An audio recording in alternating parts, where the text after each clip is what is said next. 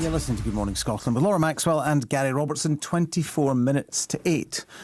A dead man walking. That was the widely held view of Evgeniy Prigozhin's long-term prospects in the wake of his march on Moscow, when he challenged President Putin's authority, stoking mutiny among his Wagner mercenaries. Well, 2 months on, he's missing, presumed dead, after a plane crash close to the Russian capital. Well, Andrew Levi served as a senior British diplomat in Moscow. He joins us now. Good morning to you. Good morning, Gary. Has Prigozhin paid the ultimate price for his disloyalty to Putin? Most probably. We shouldn't ever quite believe anything we see. He may have staged his own death. It may all be some elaborate deal with Putin. But by far the most likely outcome at the moment is that Putin had him killed. He would have known that there was a price on his head, I presume. He would. And when he, exactly 2 months ago yesterday, did that famous march on Moscow, he would have known that he either had to kill or be killed. So it all looks a bit strange to us. But when somebody like Prigozhin is backed into a corner, by the way, he's is or was an extremely brutal, unpleasant man, so let's not shed any tears for him. When he's backed into a corner, he has to make calculations that none of us normally can imagine. And the march on Moscow seemed insane in a way it was. But he felt he had no choice at the time. The problem for him was that he didn't see it to its ultimate conclusion. And who knows whether he could have done even at the time.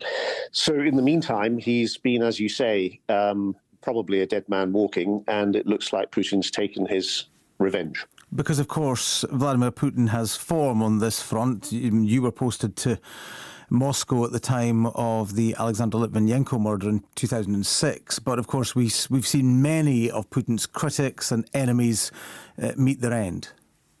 That's right. There's a long list of people who've both been killed or, in other cases, it looks like attempted assassinations, including Mr. Navalny, who's currently in jail. So there's a long history of that. This is all to give it a sort of context. If you like mafia series and movies, it's more like The Godfather or The Wire than it is like Westminster politics. Or if you prefer American drama, the old West Wing. It's nothing like that. It's more like Wolf Hall and Henry VIII's court.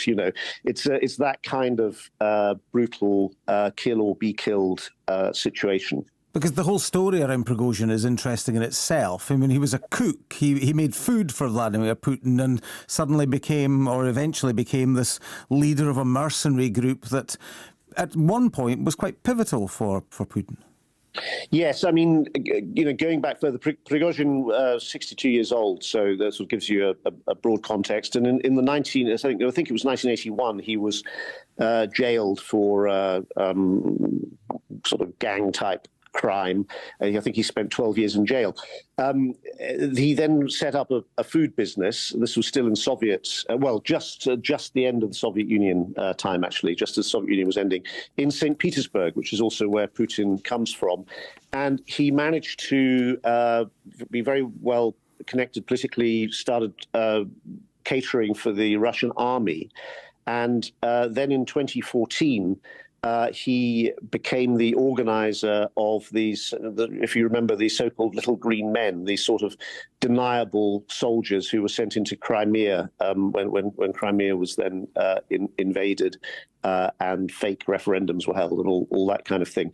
So, and then, as everybody knows, he became critical in the battle or the war in Ukraine, was the only unit, the Wagner group that he led was the only unit that actually won much territory. They managed to take over Bakhmut, which was with a loss of a lot of blood, and he fell out with the Russian leaders, the Minister of Defense, the Russian generals, whom he claimed were not providing him with proper resources, and indeed that they attacked him, that they actually bombed his units, and that led to that march on Moscow.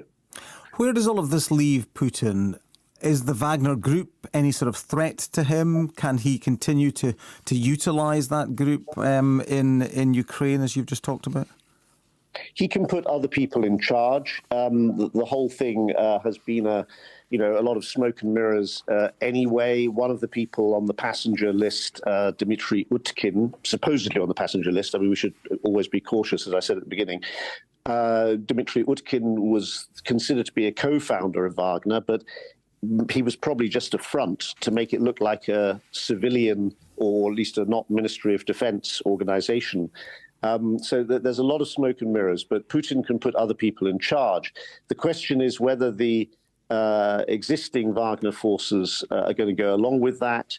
And more profoundly, I think, if you're quite possibly shooting, it's possibly a missile that brought the plane down, we don't know. If you're shooting down your former mercenary commanders and the members of your St. Petersburg gang, you're not in good shape. Yeah, and Putin hasn't been in good shape for a long time.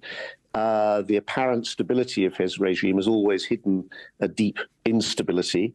And, he could carry on for quite a long time, or things could fall apart quickly. This is a sign that things aren't going well inside his regime. Thank you very much for your analysis this morning. Andrew Levy, a former senior British diplomat in Moscow.